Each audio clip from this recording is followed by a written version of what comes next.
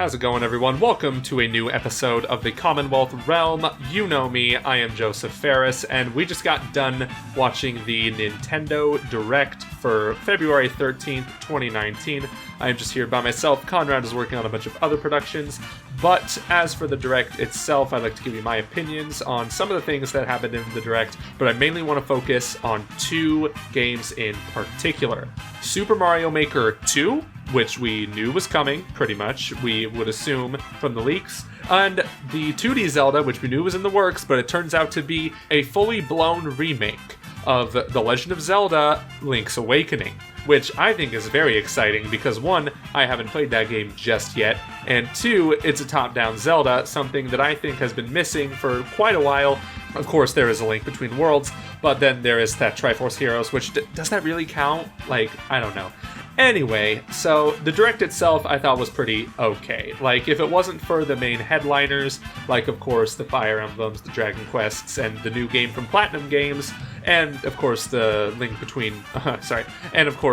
the Past and Super Mario Maker, I would have thought it was pretty underwhelming. That said, I am excited for Hellblade: Senua's Sacrifice. It's a very amazing game. I didn't even think it would come to the Switch at all, and yet here we are, as well as Assassin's Creed 3. Even though Assassin's Creed 3 isn't really that great by the series standards, I still really enjoy Assassin's Creed games, and to play it on the Switch, finally. Just finally.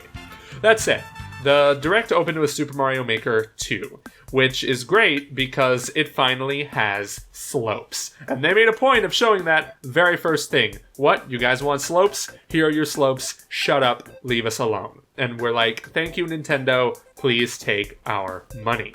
However, that wasn't the only new feature that they've added in Super Mario Maker 2. They added basically 3D Mario. In short terms, Super Mario 3D World. Even though it's not really 3D, it still has some assets from Super Mario 3D World, such as the cat suit, among other things. It makes me wonder if we're going to eventually get an announcement for a Super Mario Odyssey version of the maps, which could kind of make sense and kind of doesn't, because Super Mario 3D World is very similar in tone to Super Mario Odyssey, although Mario Odyssey has a bunch of different assets than 3D World did, such as Cappy itself, amongst other things. And Super Mario Maker 2 is coming out in June 2019, so we definitely have a summer title for that. Maybe post E3 or pre-E3, I don't know, but it's very soon, and that makes me happy.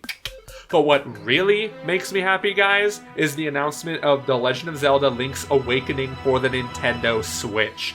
I had never once touched Link's Awakening on the Game Boy, let alone when it was on the 3DS. Still is on the 3DS. But seeing this, I got excited because A, new top-down Zelda, and B, it's a new Zelda. And not really a new Zelda, but it's a Zelda game that I haven't played, and I'm just very excited to go back to the traditional style of Zelda with kind of linear progression, as well as dungeons that are hopefully redesigned, because I've heard the dungeons in Link's Awakening aren't that particularly great, so I would love to see these revamped. And all they gave us was a 2019 release date. So I'm guessing this game is going to come out sometime in November, October. I believe A Link Between Worlds was a November game. Either way, there are some concerns with the art style. Conrad in particular was saying like a Zelda game that is this serious should not have an art style that is this particularly cutesy and looks a lot like the Kirby claymation from the Rainbow Curse games on Wii U, and it should have like a more serious tone.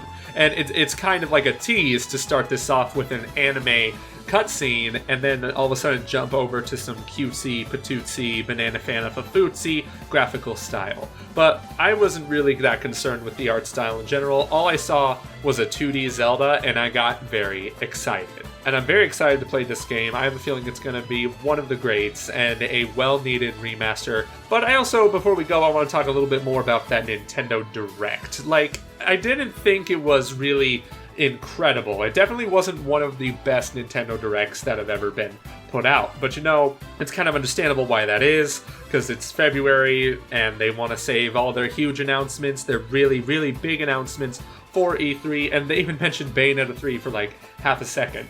Like, just saying, oh, by the way, we're hard at work on it. So I'm thinking at that point, Bayonetta 3 is going to be a contender for E3. I don't think they would mention that game without the intention of showing it a little later down the line. Not too much later, but like E3 3 or 4 months from now.